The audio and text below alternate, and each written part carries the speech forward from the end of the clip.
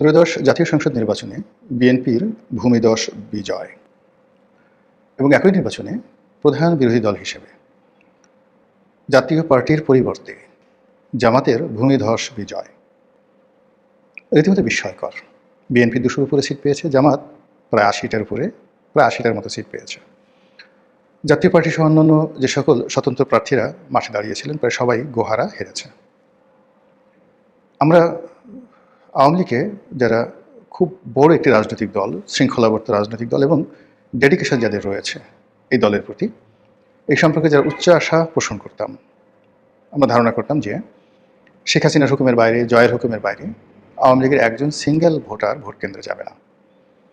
কিন্তু বাস্তবতা হলো যে সকল একেবারে সন্দেহ অবিশ্বাস দূর করে দিয়ে এই নির্বাচনে যত সংখ্যক ভোটার ভোট কেন্দ্রে উপস্থিত হয়েছেন এবং যেভাবে শান্তিপূর্ণভাবে ভোট দিয়েছেন, ভোটে অংশগ্রহণ করেছেন, সেটা আওয়ামী লীগ যদি সঠিকভাবে গ্রহণ না করে এবং এই নির্বাচনের ফলাফলকে যদি আওয়ামী লীগ তাদের আত্মসমালোচনার হাতিয়ার হিসেবে তারা মূল্যায়ন না করে, তাহলে বহু বছর তাদেরকে উদ্ভ্রান্তের মতো ঘুরে বেড়াতে হবে।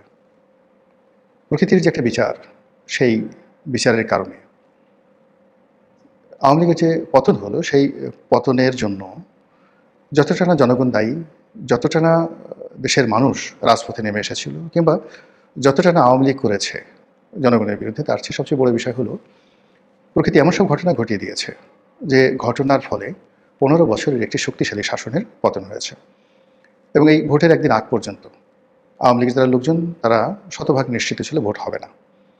দ্বিতীয় ছিল যে ভোট যদি হয়ও তারা, যারা আওয়ামী লীগ করেন, তারা কখনোই ভোট কেন্দ্রে যাবেন না। এবং আমি নিজেও ব্যক্তিগতভাবে মনে করতাম যে আওয়ামী লীগের এই যে আত্মবিশ্বাস, সেটা হয়তো সঠিক, এবং আওয়ামী লীগের ভোটাররা যদি ভোট কেন্দ্রে না যায়, ভোট কোনো অবস্থাতে উৎসবমুখর হবে না, অংশগ্রহণমূলক হবে না, এবং 20-25% ভোট হবে কিনা সন্দেহ। এরকম একটা ধারণা আমারও ছিল। কিন্তু বাস্তবতা হলো যে নির্বাচনের দিন এই হাতে গোনা কিছু ভোট কেন্দ্র ছাড়া প্রায় সব ক্ষেত্রেই ভোটাররা হুমড়ি খেয়ে পড়েছেন। এখানে কোনো ইলেকশন ইঞ্জিনিয়ারিং ছিল কিনা আল্লাহ ছাড়া বলতে পারবে না, কিন্তু আমরা দৃশ্যত দেখিনি। শান্তিপূর্ণভাবে হয়েছে এবং বাংলাদেশের ইতিহাসে এত কম মারামারি, এত কম গণ্ডগোল এবং হানাহানি ছাড়া একটি সুন্দর নির্বাচন কল্পনায় করা যায় না। তো সেই দিক থেকে বিএনপির বিজয়, তারেক রহমান সাহেবের প্রধানমন্ত্রী হওয়া, এইগুলো যদি আপনি আওয়ামী লীগের একদম শেষ কয়েকটি বছরের কথাবার্তার সঙ্গে তুলনা করেন, তাহলে বুঝতে পারবেন যে তাদের মধ্যে কতটা মনোবেদনা তৈরি করেছে। তারা কোনো অবস্থাতেই তারেক রহমান সাহেবকে কোনো রাজনৈতিক ব্যক্তিত্ব মনে করতেন না। স্বয়ং প্রধানমন্ত্রী শেখ হাসিনা থেকে শুরু করে তার যারা লোকজন রয়েছেন, তারা মনে করতেন যে অর্বাচীন বালক, এর দ্বারা কোনোদিন নির্বাচন করা সম্ভব হবে না, দেশ পরিচালনা তো দূরের কথা, দল পরিচালনা করা সম্ভব নয়। এবং তাদের সেই তুচ্ছতাচ্ছিলের কারণে তারেক রহমান সাহেবের যতটুকু না যোগ্যতা আছে, আওয়ামী লীগ করতো কি সেই যোগ্যতাটাকে আরও 99% কমিয়ে মাত্র 1% তার সেই যোগ্যতার নম্বর দিয়ে তাকে সেভাবে মূল্যায়ন করতেন। উঠতে বসতে গালাগাল, জিয়াউর রহমানকে গালাগাল, বেগম জিয়াকে গালাগাল। জিয়াউর রহমান পাকিস্তানের চর ছিলেন। তারপর তারেক রহমান সাহেবের হাওয়া ভবন, দুর্নীতি, অনিয়ম, যথেচ্ছার, যা নিয়ে আওয়ামী লীগের লোকজন যেভাবে কথাবার্তা বলেছেন, আপনি ওই সময় সংসদের যে কার্যপ্রণালী বিধি রয়েছেন সেগুলো শুনলেই বুঝতে পারবেন যে ওই সময়টিতে আওয়ামী লীগের নেতৃবৃন্দ, শেখ সেলিম থেকে শুরু করে অন্যান্য সিনিয়র নেতৃবৃন্দ, এমনকি তোফায়েল আহমেদ, আমির হোসেন আমু, মতিয়া চৌধুরী এবং স্বয়ং প্রধানমন্ত্রী শেখ হাসিনা বেগম জিয়া সম্পর্কে, জিয়াউর রহমান সম্পর্কে, তারেক জিয়া সম্পর্কে কী সব কথাবার্তা বলেছেন। বাস্তবতা হলো যে এই প্রকৃতি এরকম একটা, যাকে বলা হয় অধিক্ষেত্র, এখানে সব কর্মেরই সমান প্রতিক্রিয়া রয়েছে।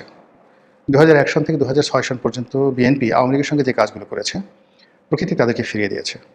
আবার 2009 থেকে 2025 পর্যন্ত আওয়ামী লীগ যে কাজগুলো করেছে বিএনপির প্রতি, সেই কাজের প্রতিদানও প্রকৃতি প্রথমত বিএনপিকে দিয়েছে, দ্বিতীয়ত আওয়ামী লীগকে দিয়েছে। আওয়ামী লীগ এখন কী করবে? তারা যতবার শুনবে যে প্রধানমন্ত্রী তারেক রহমান জাতির উদ্দেশ্যে ভাষণ দেবেন, প্রধানমন্ত্রী তারেক রহমান ভারত ভ্রমণে যাবেন, আর বিমানবন্দরে তাকে অভ্যর্থনা জানানোর জন্য স্বয়ং নরেন্দ্র মোদী উপস্থিত, এ দৃশ্য যখন শেখ হাসিনা দেখবেন, তার লোকজন দেখবেন, তাদের কেমন লাগবে, কতটা কষ্ট তারা পাবেন। তারা কি তারেক রহমান সাহেবের যে সাহায্য, সহযোগিতা, অনুকম্পা, এগুলো নিয়ে বাংলাদেশে আসবেন, রাজনীতিতে পুনর্বাসিত হবেন?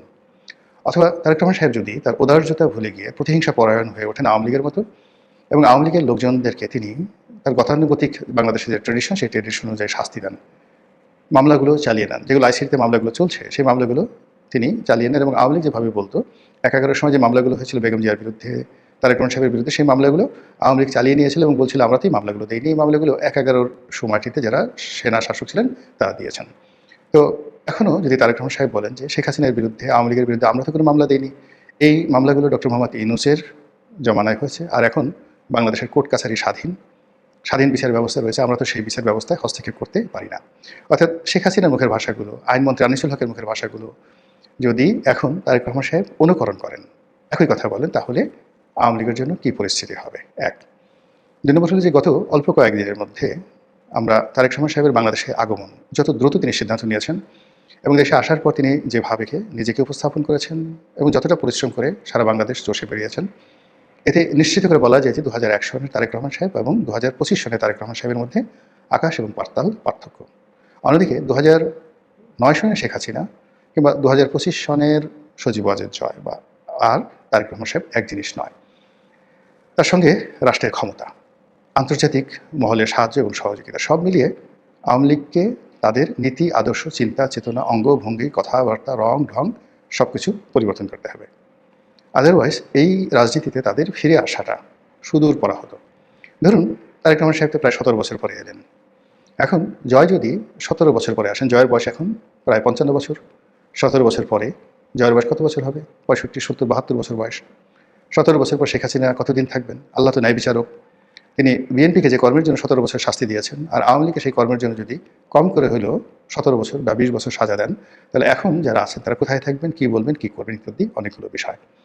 আর এই যে আওয়ামী লীগের দুর্ভোগ এবং দুর্দশা, এটাকে সংক্ষিপ্ত করার জন্যে আওয়ামী লীগ যে কাজটি করতে পারে সেটা হল তওবা, অনুশোচনা, নিজের ভুল স্বীকার করা এবং জায়নামাজে বসে তাহাজ্জুদের নামাজ পড়ে মহান আল্লাহ রাব্বুল আলামিনের কাছে কান্নাকাটি করা। সুন্দরভাবে বলা যে হে আল্লাহ, তুমি আমাকে যে নিয়ামত দিয়েছিলে বা আমাদেরকে যে নিয়ামত দিয়েছিলে, আমরা সেই নিয়ামতের মর্যাদা রক্ষা করতে পারিনি। আমরা সম্মানিত মানুষকে বেইজ্জতি করেছি আর অসম্মানিত এবং বাজে লোকদেরকে সম্মানের চেয়ারে বসিয়েছি। আমরা দুর্বৃত্তদের হাতে ক্ষমতা ছেড়ে দিয়েছি আর ভালো মানুষদেরকে নির্বাসনে পাঠিয়েছি। হে আল্লাহ, তুমি আমাদেরকে মাফ করে দাও, নতুন করে আমাদেরকে আবার একটি সুযোগ দাও। প্রতিটি মানুষ এভাবে যদি তওবা না করেন, আওয়ামী লীগের ফিরে আসাটা সত্যিকার অর্থে আল্লাহ কবে তাদেরকে মঞ্জুর করেন ফিরে আসাটা, এটা আল্লাহ ছাড়া কেউ বলতে পারবেন না। অন্যদিকে বিএনপির যারা কর্তা ব্যক্তি, এই ভূমিধস বিজয়ে তারা যদি উদ্বেলিত হয়ে যান, তারা যদি আওয়ামী লীগের মতোই আচরণ করেন এবং তারা যদি ক্ষমাকে উদার্য হিসেবে না নেন এবং একটি বাংলাদেশ বিনির্মাণে যে সকল প্রকার সাহায্য এবং সহযোগিতা দরকার, এই উদার মনোভাব যদি পোষণ না করেন, তাহলে আল্লাহ ১৭ বছর পরে তাদেরকে যে নিয়ামত দিয়েছে, এই নিয়ামত নিয়ে নিতে বা ছিনিয়ে নিতে আল্লাহর ১৭ সেকেন্ড সময় লাগবে না। কাজেই যে নিয়ামত দিয়েছে তার শুকরগুজার করতে হবে, ন্যায় বিচার প্রতিষ্ঠা করতে হবে এবং যে ভুল ডক্টর মোহাম্মদ ইউনূস করেছেন গত ১৭ মাসে, জনাব তারেক রহমান সাহেবকে অবশ্যই সেই ভুলগুলো করা যাবে না।